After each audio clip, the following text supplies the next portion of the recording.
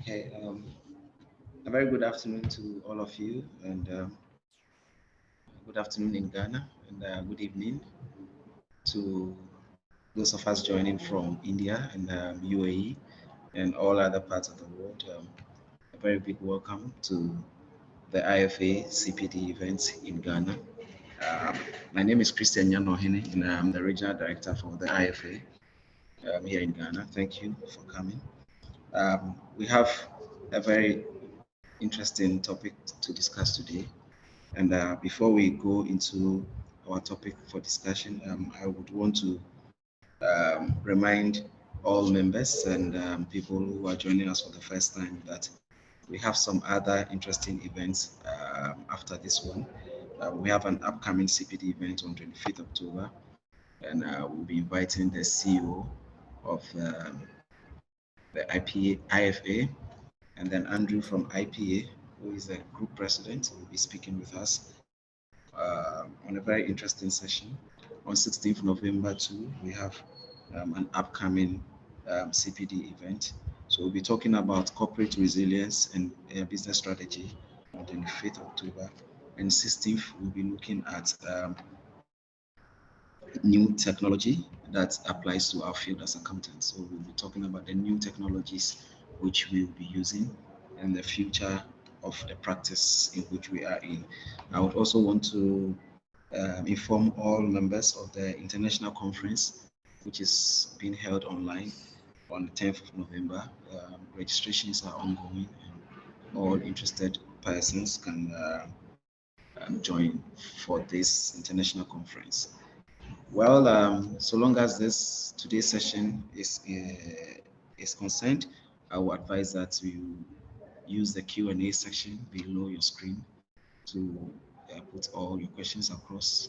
If you have any question for the speaker, or if you have any question in general about the IFA and what we do, you can get into the Q&A section and put in here.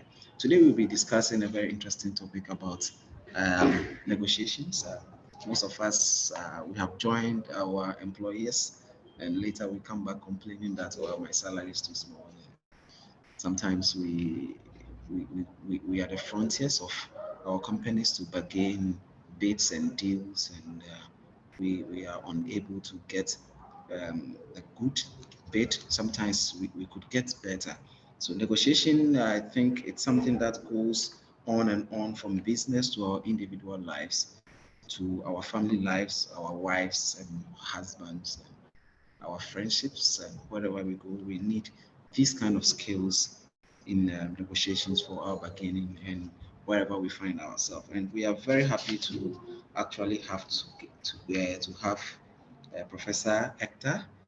Uh, she's someone that I have interacted personally on several levels. She was actually my teacher, and I'm happy to have her here to give us this very interesting session. And Professor is coming from SP Giant School. Uh, I know she went from Saraf College to SP Giant, and she continues to impact the different number of students that come her way. We are happy to have you, Professor, and welcome to Ghana Online.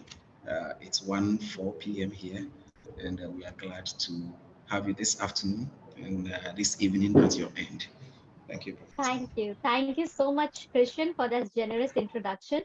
And good evening, everyone. Good afternoon, wherever you are joining in from. And I'm very glad to be part of this talk today. And I hope that the session helps you gain that understanding on negotiation. So let me start sharing my screen with you all. Is my screen visible, Christian? Yeah, yes, it's visible. All right. So, guys, before I start, a little bit about me, though Christian has done a generous introduction, but I am Professor Ekta Sinha and I am currently working with FPJ School of Global Management. I am also on the editorial board of many reputed international journals, and I have written a lot of articles and research papers that you can have access through online mode via LinkedIn and Google Scholar. So, let's start with the session today.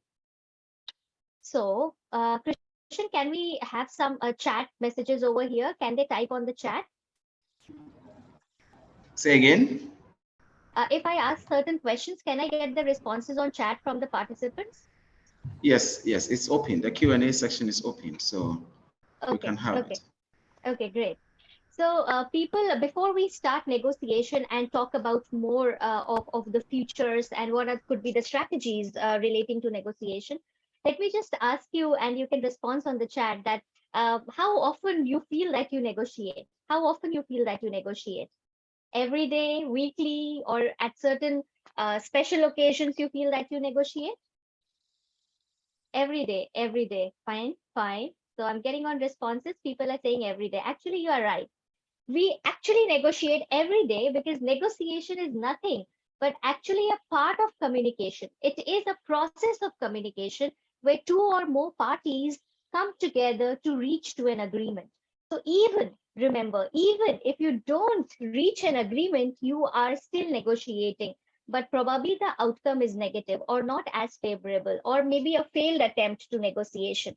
But we negotiate every day, and it could be intra negotiation with ourselves, small things like what to eat, what not to eat, what to wear, what not to wear. Finally, when we reach to the agreement, we do the behavior, we display the actions and do the behavior. Sometimes it could be between one party, more than one party, two parties, more than two parties. So multi-party negotiation is also possible. But remember, negotiation is nothing but a process of communication where two or more parties attempt to reach an agreement. All right. And mostly they want to maximize the share in the negotiation for their organization or for themselves. Now, let me show you a picture. Can you see this picture over here? Can you see this picture over here? Everyone, yes. All Yes. right. Fantastic. Fantastic. So this picture, I will call it a Schrodinger's plate. Why do we call it? See the picture. Can you see these plates? They are arranged in a way that at the same time they are broken and not broken at the same time. All right.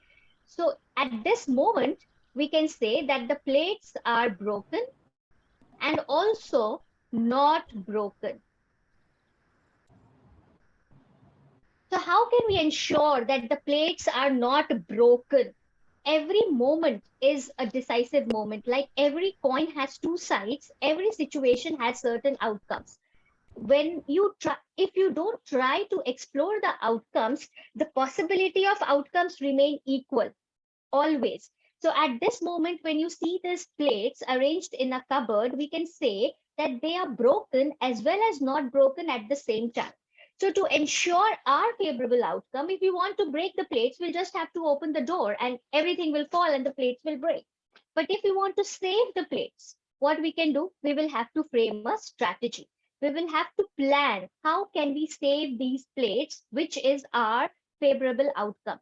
So any situation, whichever you are in, you can always try and bet for certain strategies wherein you can work towards your favorable outcomes. All right. And that could be through negotiation. That could be through negotiation always. So let's discuss what can be negotiation in stages. Though I mentioned that negotiation can be a process of communication. And in communication, many things matters, but according to Aristotle, your emotions, your credibility, and your logic matters the most. We call it ethos, pathos, and logos. All right. So whenever you are communicating, always remember that you are connecting with the people emotionally and you have some logic in your arguments. You just can't randomly ask for anything till you are backing it up with some logical data. Also, you need to have a credibility as a speaker or as someone who is on the table to negotiate or discuss things. However, if we call particularly about negotiation, it has four phases: preparation, discussion or communication, bargaining, and closing. Among these four, preparation and bargaining or negotiation are the most important phases. All right. Whenever we are trying to bring on to some term or whenever we are trying to get something out of our discussion, we focus on preparing for it first and then trying to break down the deal or see the certain aspects which allow us to reach the favorable outcome. Over here, you can also see,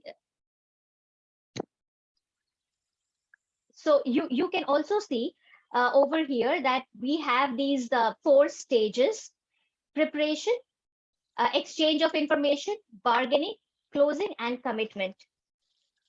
Okay. Is my screen visible, guys? I'm sorry, I'm having some disturbance. If someone is talking, No, it's okay from here. it feels like someone is talking. I'm just getting certain disturbances at my end. No, it's Okay, okay from here. okay, okay. So let's share the screen once again.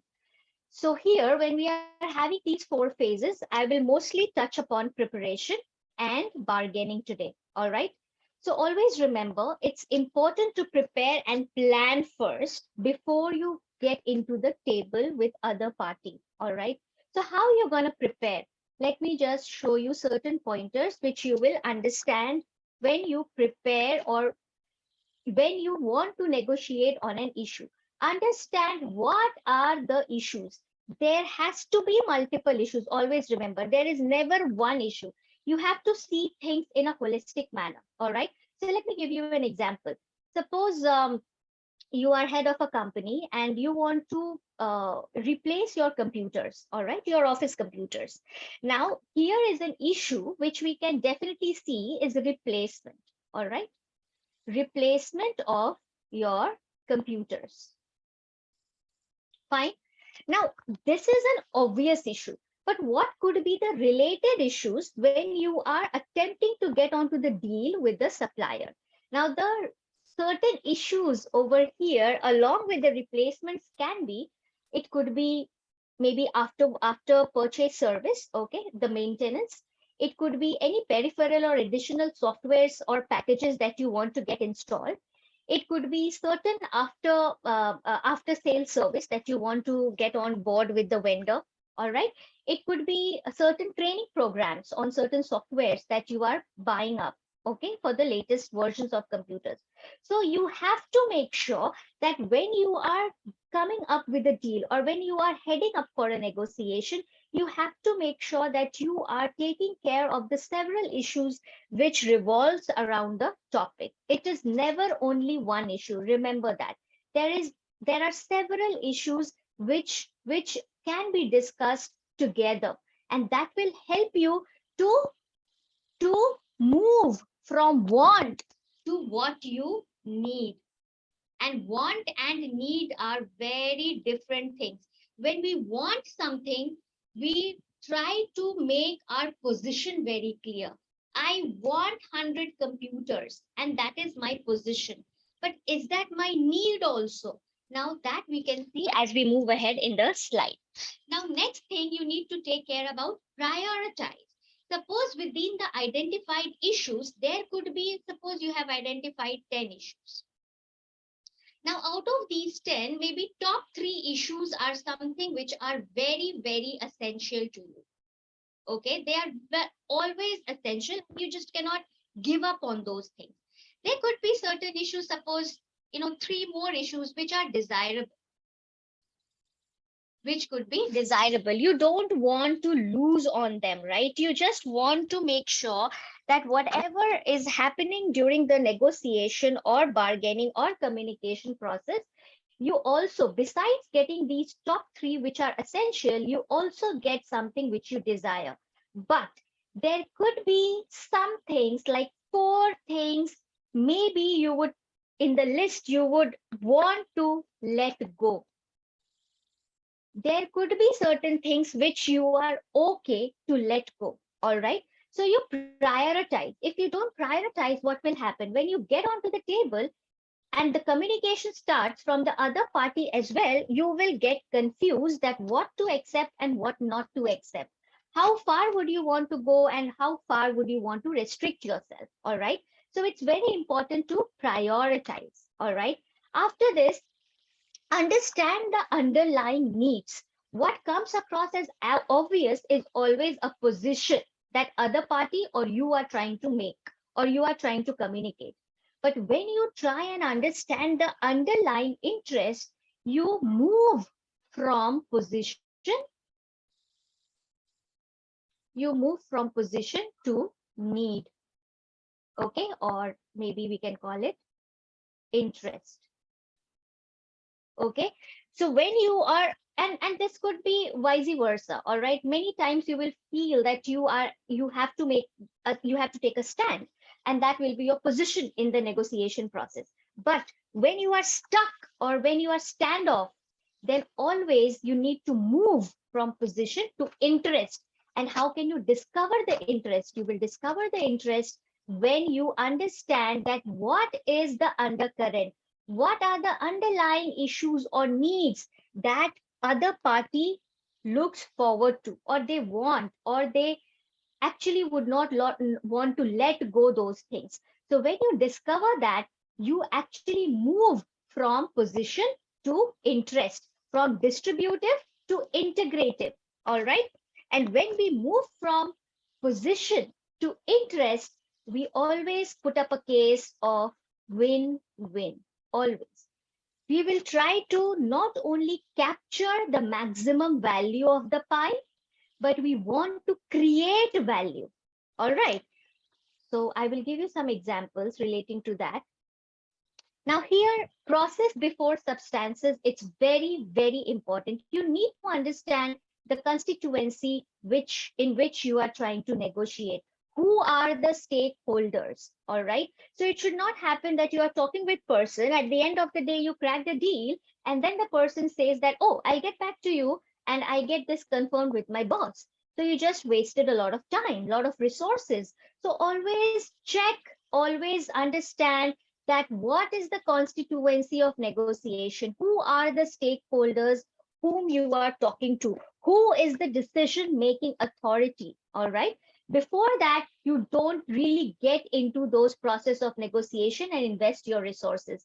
That might actually kill the interest going forward. All right, know your worth. As Christian was mentioning, that we often go and join some organization or place, and then we crib over salary or certain things. Always remember, it's good to know your worth. It's good what you want and what you deserve. What is your need? So you have to make sure that you don't only show them numbers, you also show them your story. Always remember, don't only show them. Suppose if you are asking me, I say that probably I want $1,000 per week, say, okay, $1,000 per week. But is this a random call or is this a researched call? Have I researched? Do I know what I'm going to contribute? So it is important to know your worth. Why? Why are you asking this? Always, whenever you are seeking your worth or anybody else's worth, always ask this question: why? Why you are worthy of it? Why would you want to have it? Why any organization would want to give you this much? All right. Okay, so it is very important to understand and negotiate. And let me tell you that research has found that many of the organizations, when they are finalizing or recruiting the candidates, or when they're selecting or trying to onboard people, they always want people to negotiate. If you are blindly accepting the offer, the first offer that they are making to you, probably you are not a candidate they are looking forward to. So always try and negotiate with a story. And that story could be your market research. That story could be the value that you're bringing onto the table. All right. So, and then again, cumulative, as I said, there could be many underlying issues. So you have to remember, it's not only tangible things that you are getting. Always remember, it's not only the tangible things that you are getting, but there is a package that comes with the salary. See, prioritize what you can let go, where you can compromise, where you want what you want. So that is something really important. And your position gets even stronger when you know your BATNA. Now, this is a very important term when it comes to negotiation. What is BATNA? Best alternative to negotiated agreement. All right. Best alternative to negotiated agreement. Fine. So this is your BATNA. If you know what are the options that you are having, if I am only negotiating with you, probably I have not explored what could have been a better deal or something which can actually make my position stronger in this particular negotiation process. So it's always good to have 2 to 3 alternatives in your hand. And if you don't have it, probably you other party will have more power on you. Always remember. So try and find your batna. What is your batna so that you can make it even more stronger? But it is not enough. You also need to prepare and find out what is other side's batna too, because batna gives you power. Batna is something which allows you to negotiate your terms, communicate your terms assertively. So other party will also have their Batna, right? So you need to understand their Batna too. Do market research. Understand and talk with the related stakeholders. What are the options other party is having? If you know that, then you have power over them. Always remember to try and evaluate the best alternative that beside what you are negotiating for. And guys, let me give you another term over here. Most of the people, I'm sure some of you must have heard about BATNA, but always remember there is a term called VATNA as well. And I would emphasize that besides VATNA, also think about your VATNA, which is worst alternative to your negotiated agreement. At the max, what can go wrong? You need to have this idea also. So besides VATNA, also look forward to VATNA. All right. What could be the worst thing that might happen if you don't reach an agreement in this negotiation process? If you are ready to face that, then again, even if you don't have BATNA or you have a weak BATNA, your position will be higher. You will have power on the other side if you are ready to face the worst. Always remember that alongside BATNA, consider your VATNA as well. Fine? Does that make sense to you? Next thing in preparation is understanding the cultural nuances. So very important. What are the different or various cultural nuances that we need to understand? As you all know, world is divided into certain cultural zones, right? To for the understanding or for the layman understanding, let me just highlight two of them, which is high contextual culture and low contextual culture. When we are talking about high contextual cultures, countries like India, Japan, Asian countries, they are very high contextual cultures. That means they also rely on non-verbal clues while communicating, right? So they also relies on your expression. If you have not said yes, but probably you have nodded or you have smiled, people will think that something positive is happening during this process. So you need to understand whether you are interacting with people who belong to high contextual cultures or you are interacting with people who are from low contextual cultures where written assertiveness is very important. In high contextual cultures, relationships, emotions are very important. And low contextual cultures, your outcome matters the most. So you need to understand the cultural nuances, your gestures. While you are talking, what kind of gestures you are making, right? What kind of words you are using. So if it is hurting the sentiments, probably even a good deal can land into the worst outcomes. All right. So you have to make sure that you understand the cultural nuances. Simple example, if you're dealing with a person in Japan, so how do you greet in Japan? You just bow down, right? Maybe an American is dealing with Japanese. So American, mostly people would shake hands and Japanese people would bow down, right? So what can you do? You can actually, it looks very odd that somebody is bowing down and somebody is, just bringing on the hand or taking the hand out to shake. So that is something which is very not very welcoming or not very good to start with. So you need to agree upon a term. You need to understand what, let the other person do some gesture, and then you can follow.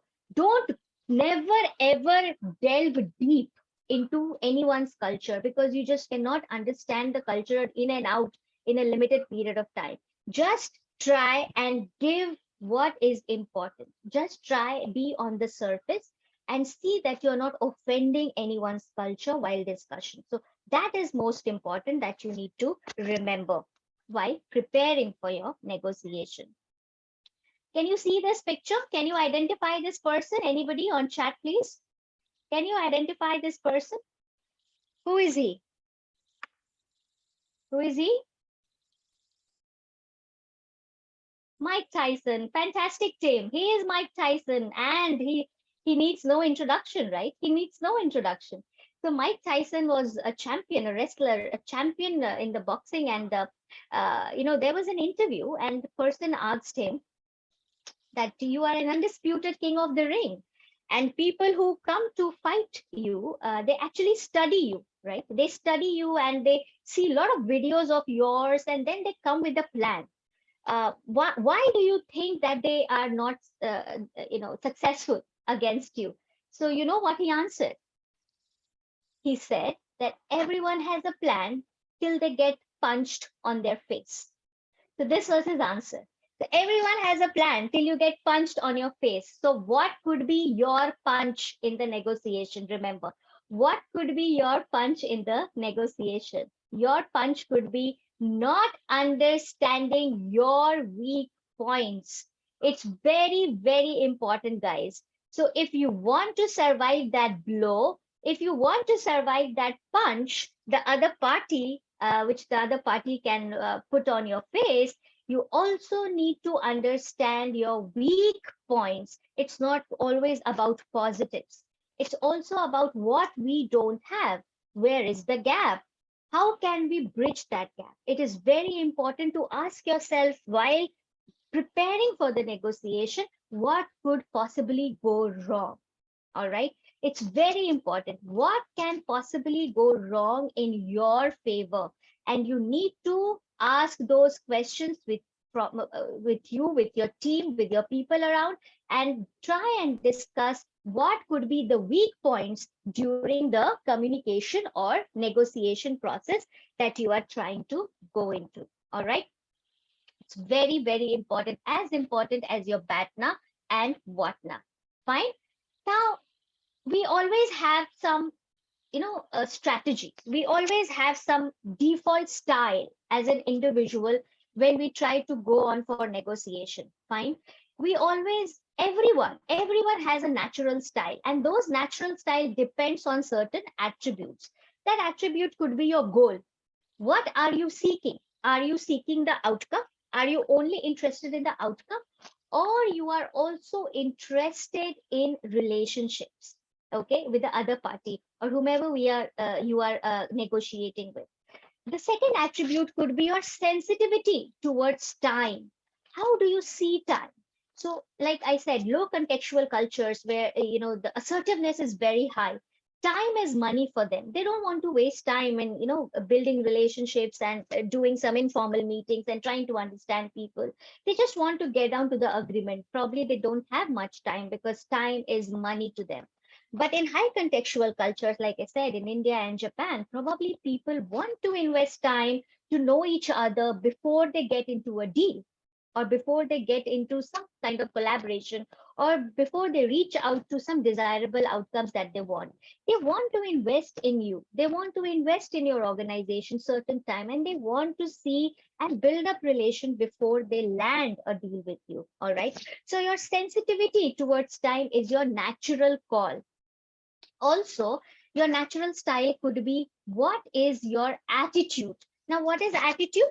Attitude is how are we going to see things into perspective that forces us or that enables us to take certain action. Of course, attitude is not built in a day. Attitude takes time. And through your cognitive processes, through the emotions that you have undergone, all those things frames your attitude. And what could be your attitude? It could be just win. I just want to win. I don't care how other party is winning or losing. I want to win. This is my attitude. Someone else could say that I want to have an attitude of win-win. I also want others to get maximum, and I also want the maximum, right? So you want to create value. You just don't want to grab the maximum, but you want to create value. Somebody could also, what kind of agreement you look forward to in negotiation. Some people or in some cultures, you have a lot of general discussions also in your contract or negotiation agreement. So people in low contextual cultures where they are very assertive, they would like their agreement to be very precise, very detailed. Nothing can go wrong, and every possibility, even if it's the rarest one, should be written and should be pointed out in the agreement.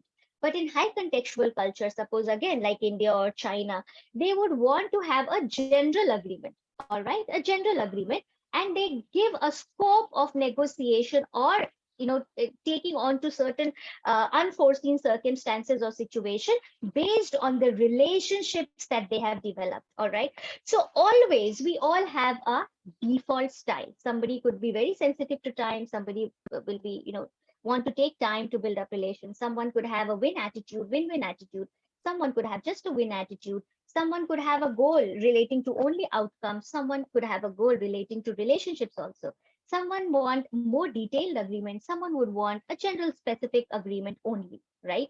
So these are the default attitudes that we all have negotiation, okay? But the good news is these default attitudes or styles of negotiation can be adjusted as we come across the we sit on the table and start negotiating. So if we know what is our default style, what is our natural style, then only we will be able to modify it according to the need or the context. All right. So it's very important to understand your style, and then you will be able to benefit out of it. And just to give you an idea, I have put this diagram. X y axis are here. You can see on this x axis you have this concern for outcome, and on the y axis you have concern for relationships. So whenever you are in a situation of conflict, or whenever you are trying to create value or get something for yourself or for your organization, this framework will help you a lot.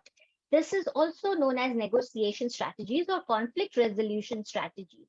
So suppose if your concern for outcome is low and your concern for relationship is also low, what should be the best strategy? Just withdraw.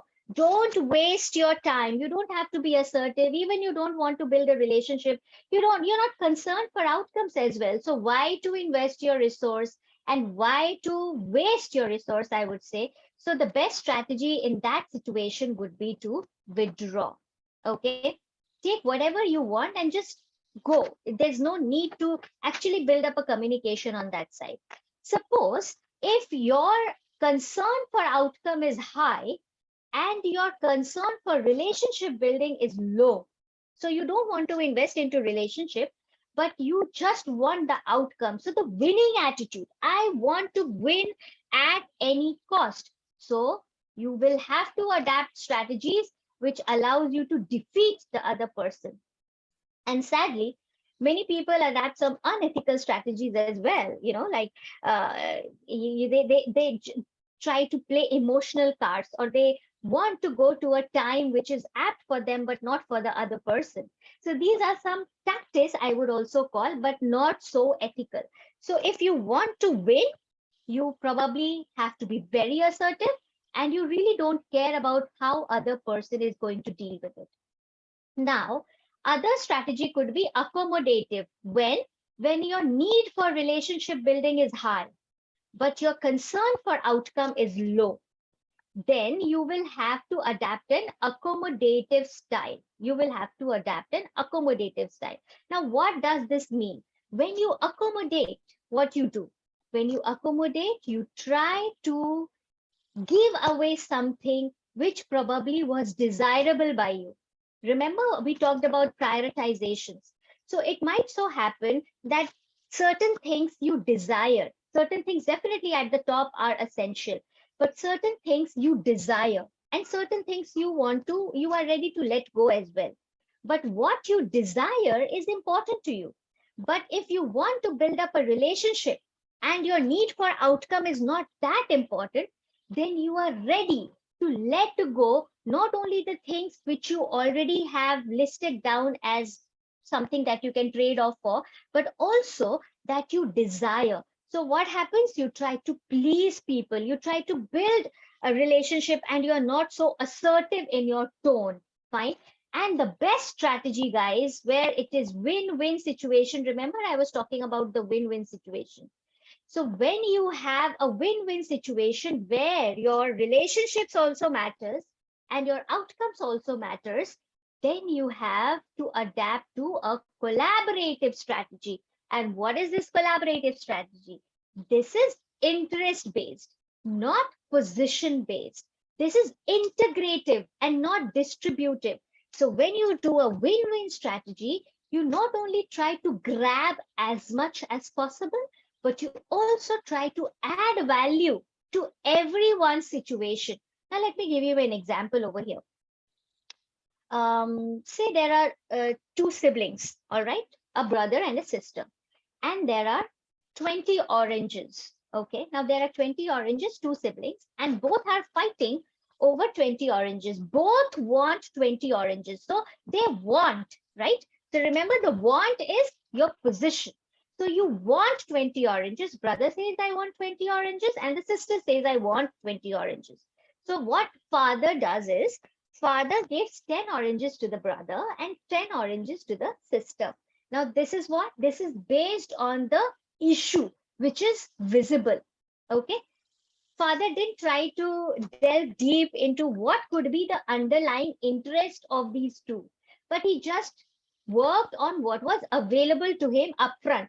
So the available situation was that both were fighting over 20 oranges, and it could be divided very wisely into exactly 50% each. And he thought that this will probably resolve the problem.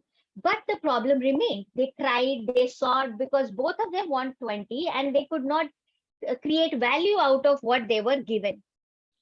So then enters the mother, all right? And the mother tries to ask why, all right? Remember, I asked you, whenever you are in a standoff position, always ask why it is important. So the brother said that I want to make jam and I need the pulp of 20 oranges. And the sister said that I want to make pickle and I need the skin of all the 20 oranges. So what did the mother do? She gave 20 oranges to the girl and 20 oranges to the boy also. How? Because boy only needed the pulp and the girl needed only the skin. So can you see how how the value has been created? Everyone is getting what they actually want. And this is collaboration. This is a win-win situation, right? Am I making sense to you all? Please, if you can write in the chat. Yes, it's very interesting. Thank you. Thank you. Okay. Okay. Any question at this point in time? Any question at this point in time? I think we will take all the questions after the session. All right, Christian. We will do as you're saying. So this is collaboration, guys. So it might so happen. Take another example of pizza. Suppose you have a pizza at your place, and again, the siblings are fighting. So they want all the pizza, and another one also wants the whole pizza. So what happens is when you ask why, probably someone would say that they only need the crust, and the other one would say that they only need the topping. So again, you have a win-win situation. While asking or delving deep into the underlying interest or issues, you can actually create value rather than just claiming value. So important is to collaborate and make a scenario where you understand the underlying problems, underlying issues.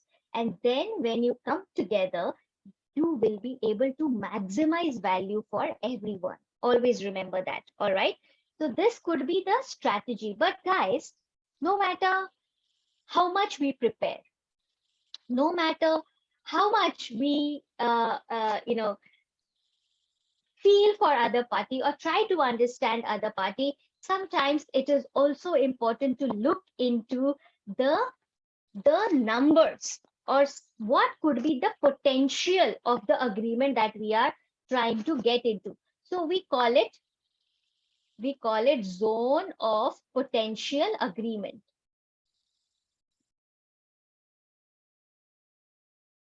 Okay, and in the short form you can call it zopa.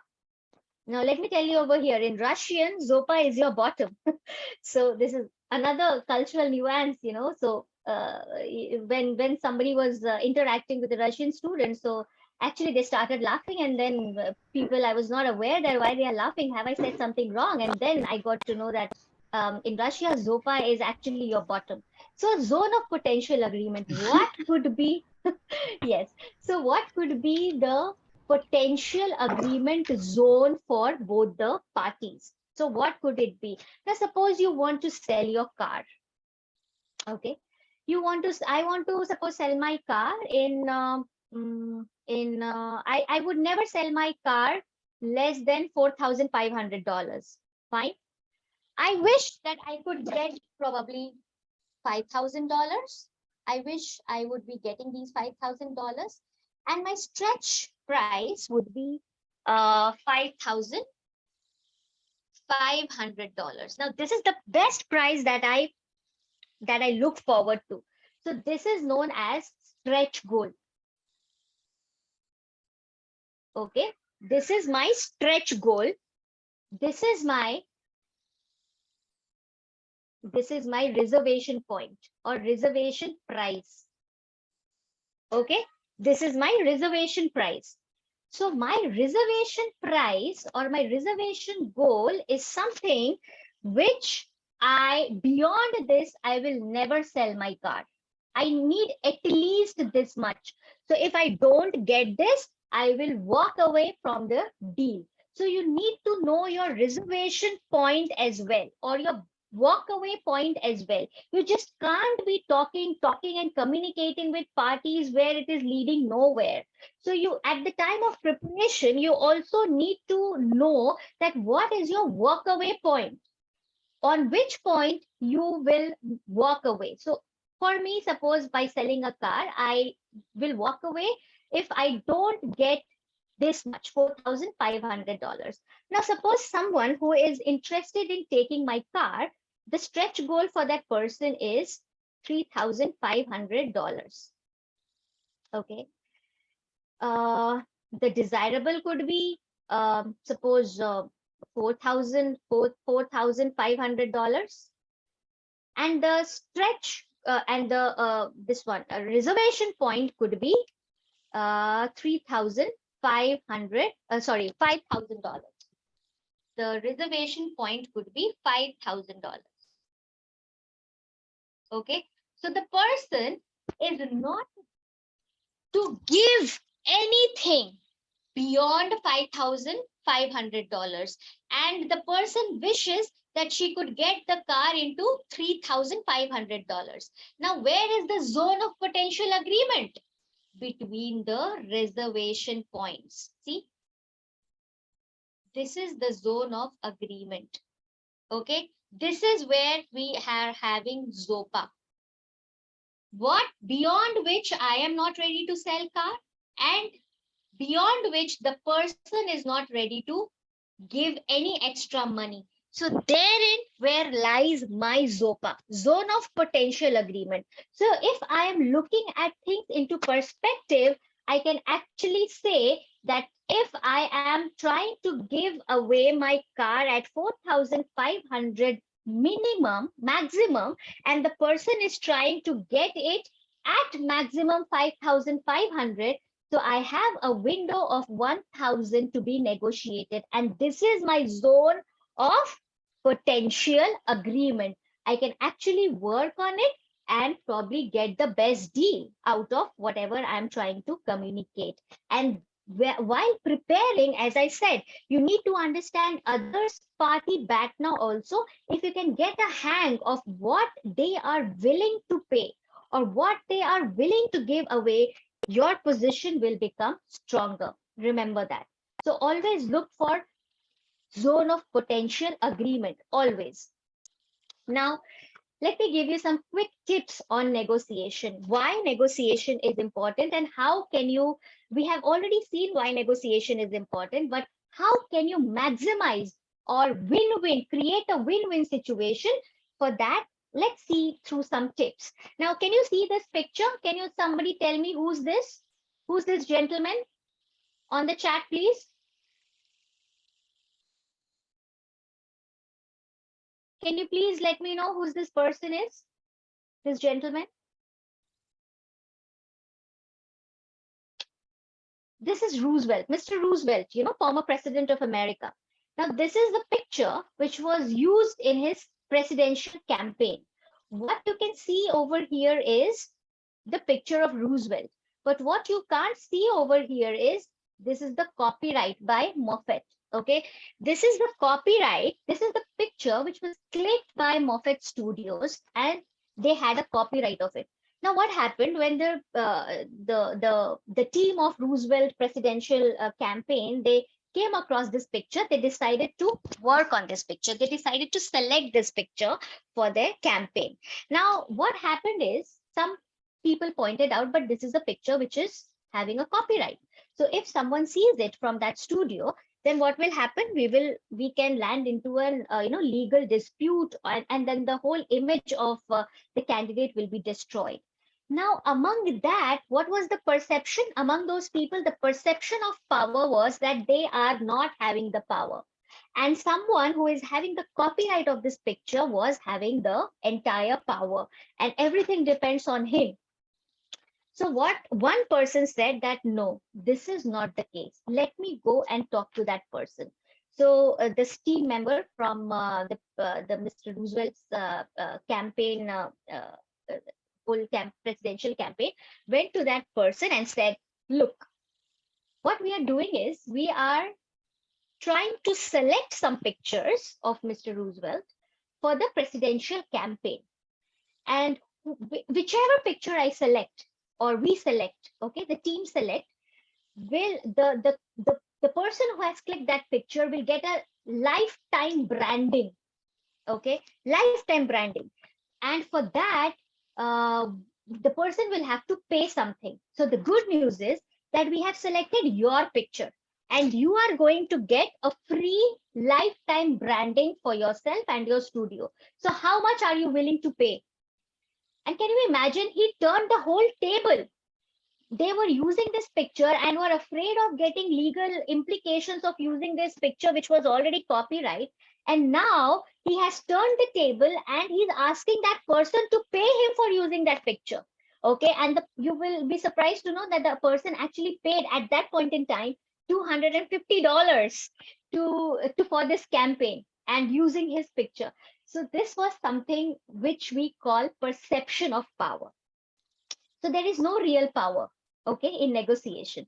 How you talk, how you communicate, how you understand things, and how you look things into perspective gives you every power that you want, okay? So there is no real power. Always remember, till you have your BATNA strong, till you know your worst consequences that can happen to you, you have the power, all right? Now, rethink the counterparts, listen, and build relationships. Whenever you're talking about win-win situation, it's very important that you build relationships. You need to listen to the other party. If you start talking on something which is of common interest to you both, what might happen is you might lose a certain advantage in the process of negotiation. Why? Because while you talk much and listen less, you are only repeating things what you already know. But when you listen, you actually gain certain knowledge and you always try to maximize what can be the best possibility going forward. So it's always good to listen. Upward inflection and mirroring also works. So whenever you are negotiating, always try to repeat certain words as used by the other party. And this is what is mirroring. When you're using upward inflection, it is smile, your gestures. If you're looking aggressive and you're looking very reserved, people who want to talk to you probably will feel a little defensive.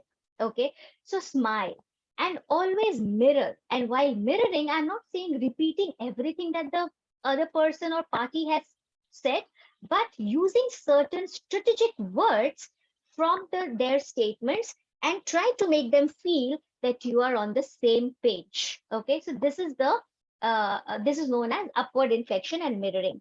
Ethics are important, always important. Now, you can say that ethics is very subjective subject, right? So something which is ethical for me, it might not be ethical for you, or something which is ethical for you might not be very ethical to me, right?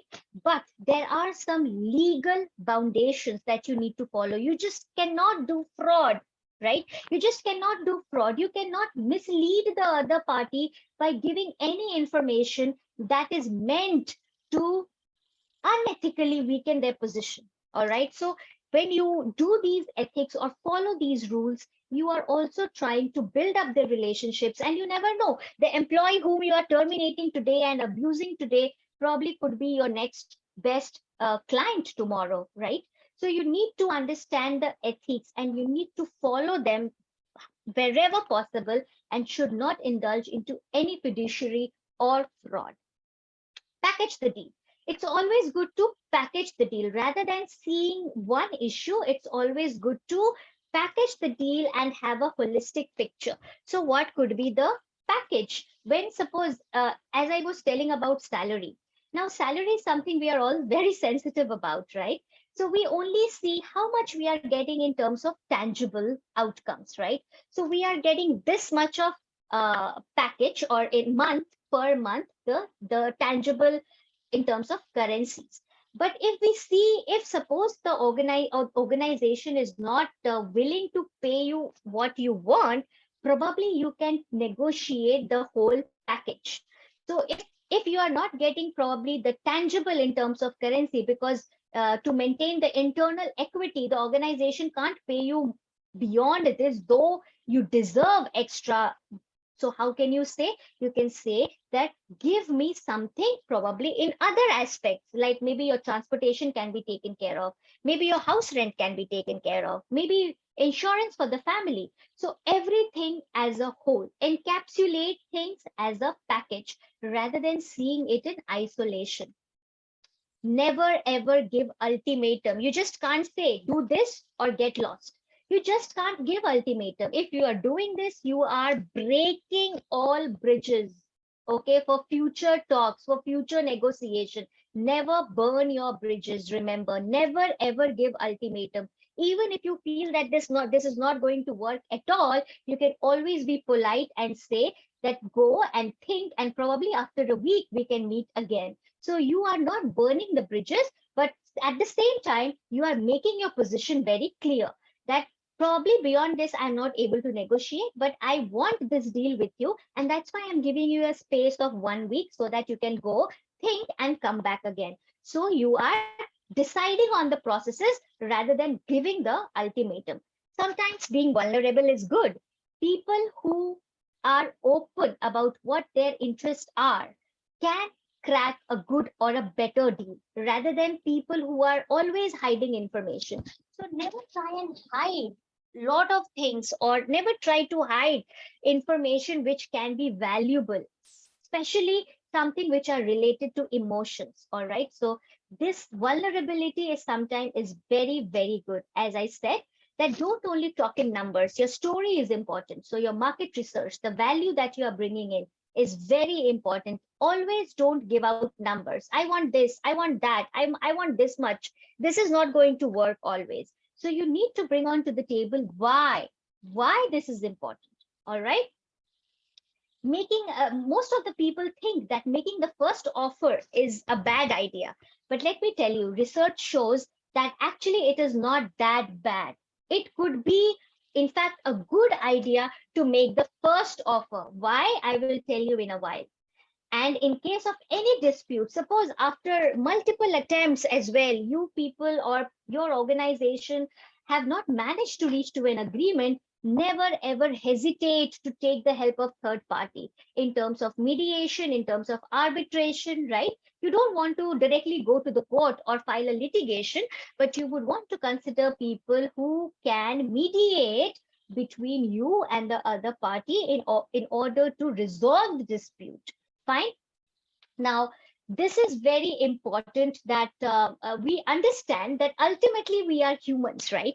We are humans and we are dealing with humans, and all the humans have psychological barriers, remember.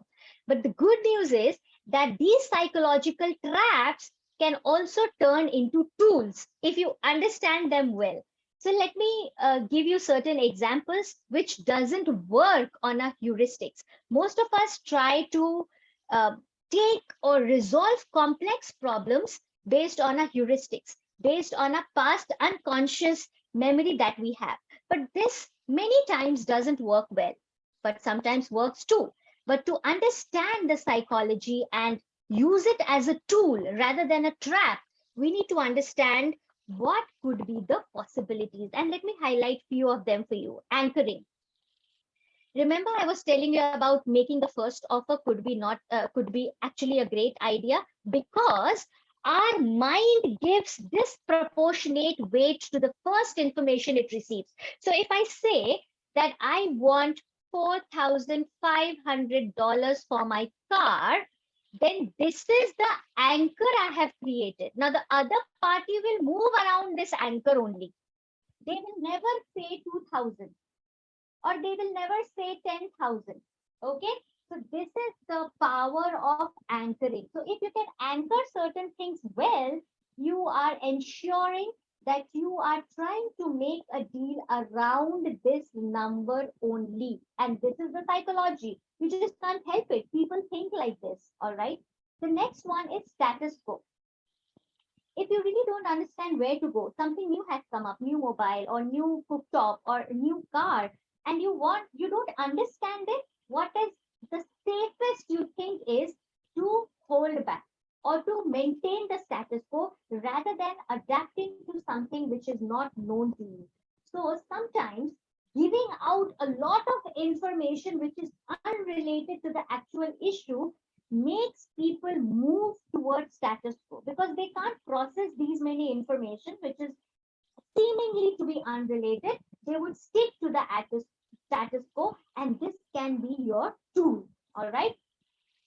Now, sunk cost. Sometimes what happens that we know that certain deals are probably stretching too much, but because we have invested so much of time and so much of money and so much of resources that we really don't want to back off. Now, this is wrong. Remember, anything which is not working out and you are keeping your energy and resources exhaustive into it, that is really going to lead out to outcomes which are not favorable. So always remember not to fall in this trap. You can create some cost for someone else, but if you think that you are falling into it, probably it's time to back off, or probably it's trying to call off. Confirming evidence. When we think that something is right, or we think that this information is right, and we ask someone else and that person also confirms the same information, then we fall in the trap of confirming evidence. We think that what we were thinking was absolutely right.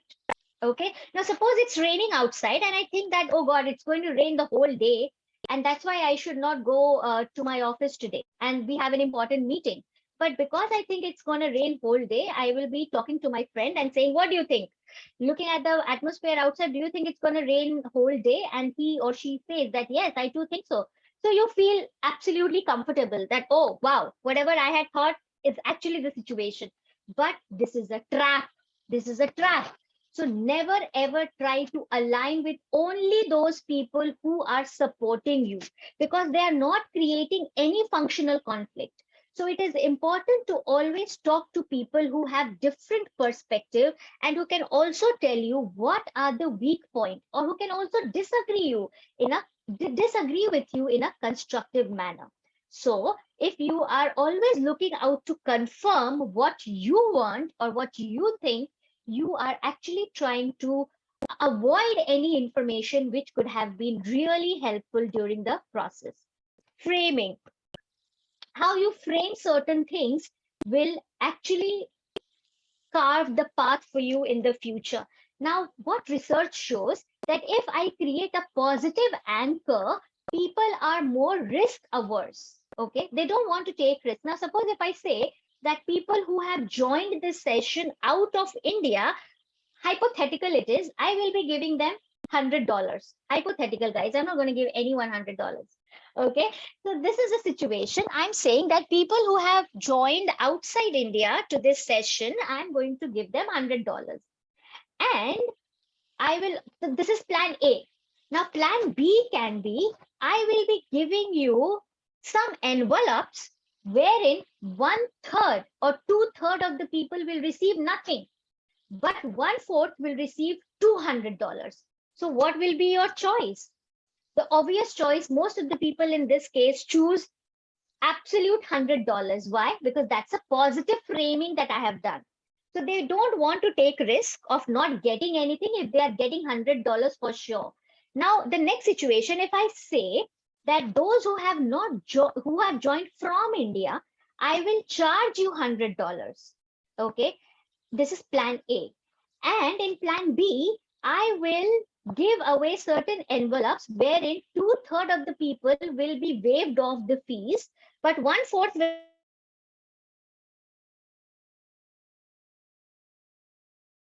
$200. I will go for plan A. Why? Because the framing of the statement is negative.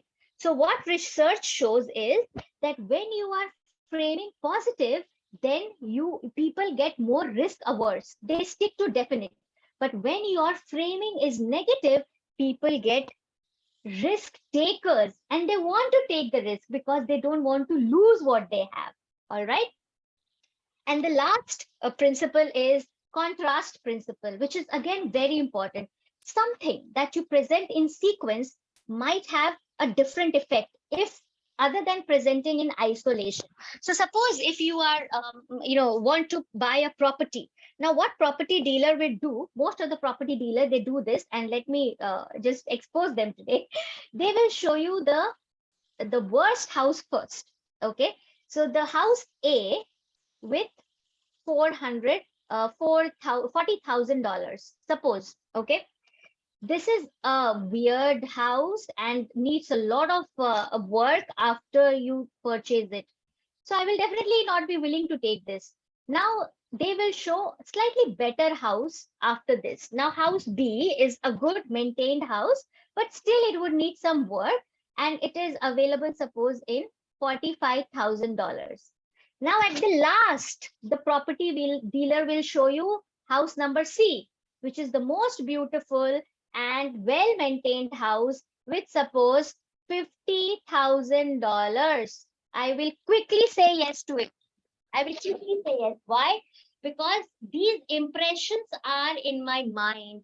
If I would compare in my mind, I will contrast in my mind that if this worst house was available in 40,000, why can't I give away 50,000 for something which is really, really well maintained, right? So this is the contrast principle. If you can present certain things in a sequence, that can have a very, very favorable impact other than if you present it in isolation. All right. Now let me end this session by showing you a video. Can you see the video? Please let me know. Is the video available? Can you see the video, guys? I can see a blank screen. Okay. No, I Okay. can see a white screen. Okay. So let me Is it playing at your end? let me show it over here. Probably. Okay. Um, let me just show you. Let me just show you and share my screen while trying to show you online.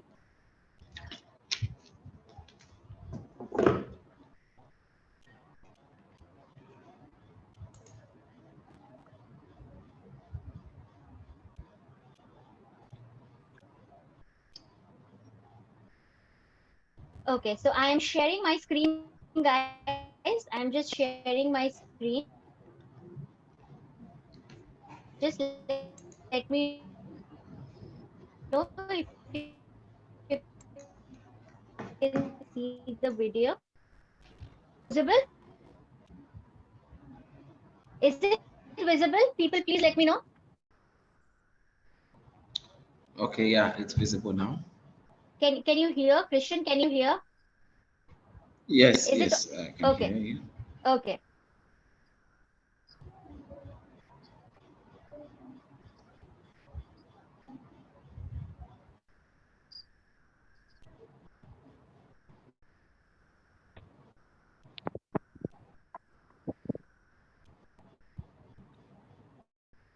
But the audio in the video is not playing. Can you share the video link so that you explain the video and later we go and watch it? Or what do you think?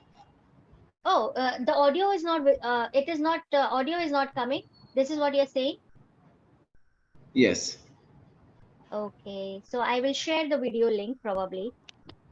yes, All right. So with this, I will just describe this video with you all. Maybe I'll yes. just try to share it once more. Let me just try once more, and let's see if we can share the audio. No, I think it is not letting me share the audio. No problem. So the story is that when Steve Jobs want, so when the Steve Jobs wanted to make a deal with a local vendor to support his computers that he was creating, he went to this place, and he asked him that, would you like to get this? And he said that no, I will never get this because I think that I'm not interested. So the Steve Jobs says that this is something really good and interesting, and I have a lot of buyers already in the valley. So what, actually there were no buyers. So what Steve Jobs is trying to do is Steve Jobs is trying to showcase a BATNA, the alternative, best alternative to the other party. But it is not unethical. Why? Because it is not disturbing the offer of the other party, or it is not hiding any information from the other party. All right. So then this person says, okay, then you go and sell out to them. Now what happens, because Steve was actually not having any BATNA, what he did was he tried to create emotional element or emotional quotient. He said, see, I any businessman will work on the gut, and my gut says that I should work with you. And that actually was the breaking point, and they actually uh, you know they landed up an agreement and a deal which was win-win situation for both. So here I would like to pause my session, and concluding remarks is negotiation is important. And if you want to maximize value and create win-win situation for people, it is always good to work on the relationships and never burn your bridges. I'm happy to take any questions, Christian. Yes, Thank you everyone for your patient listening. yes. We have two questions here. Yeah, Okay, we have one from Christian, I'm not able Newell. to hear you. Yes, so we have two questions. One says that how do you negotiate for a good salary during an employment interview? Yeah, And Christian. if an employer Yeah. asks the amount you want to be paid, if the employer asks the amount you want to be paid during the recruitment interview, what is the best response? Okay. If the employer asks the amount you want to be paid, so as I have already discussed, always look into the package mode. Never go only in the tangible terms, not only the currency. It's not important. If your package deal, now suppose if I am working with an organization and probably my salary is not something which I would have loved to get, but I'm getting a accommodation, I'm getting my travel allowance, I'm getting insurance and health insurance for my family. I will weigh it in every perspective and then see how can it can create a great package for me. Because at times maybe you are deserving, but because you want to maintain, organization wants to maintain an internal equity wherein they cannot pay you more than others. They are in a position wherein they will not find it comfortable to give your ask. So always try and deal in various issues, package, and not only focus on currency. I hope I have answered this question. Yes, yes. Thank you so much. Isaac says, in your view, which of the Christian, negotiation strat? Yes, can you hear me? There is another question I'm reading. am I audible? Yes, you are audible. Am I audible? Yes, yes, I can hear you. Can you hear me, Hector? Okay. I think Prof is gone. Prof, can you hear me? No, your audio is not working.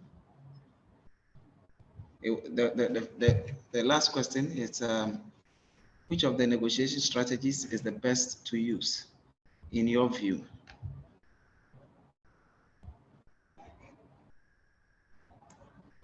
Okay, I think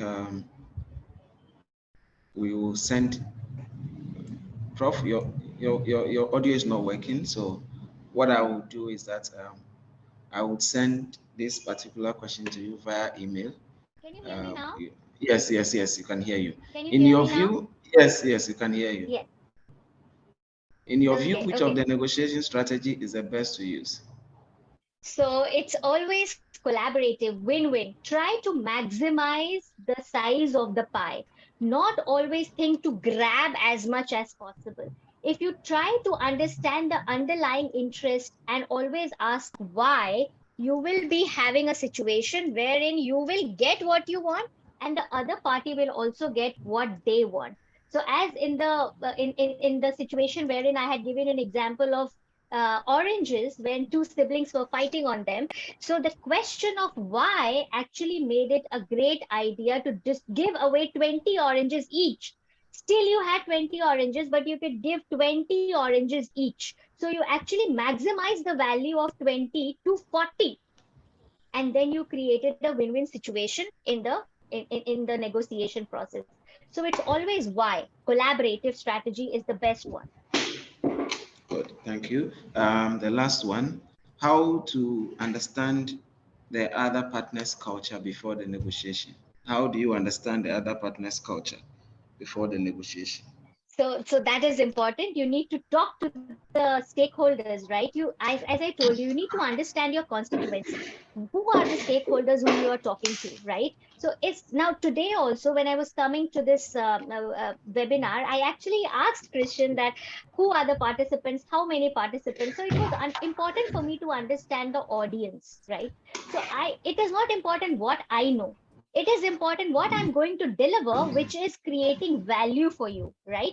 So you need to talk to the stakeholders, you need to study the culture, you know where you are going, right? Even if it's in the same country, you are going to the different organization, you try to find out people with whom informally you can understand how the culture works, and then you can prepare your stance depending on where you are going and who are the people whom you would be talking to.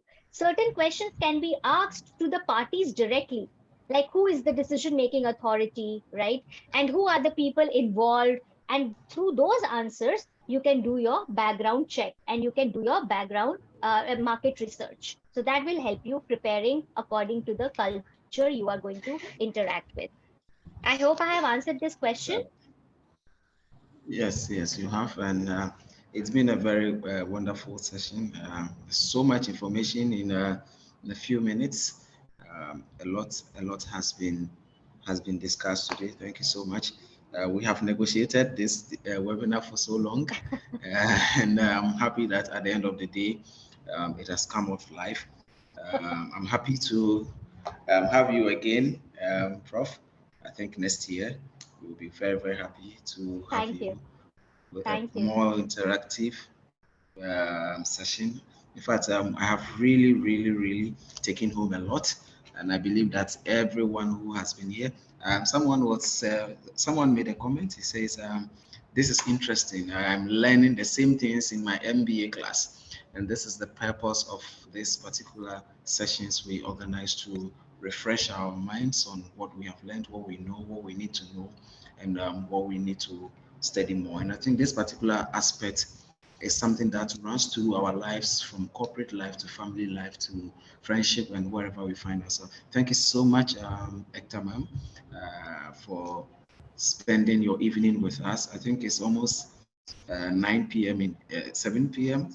7:45 in India Yes, now, yes, yes, and yes. you have been with us here. We thank you so much, and let me use this opportunity to thank all members who are joining us for the first time. You are welcome to the Institute of Financial Accountants.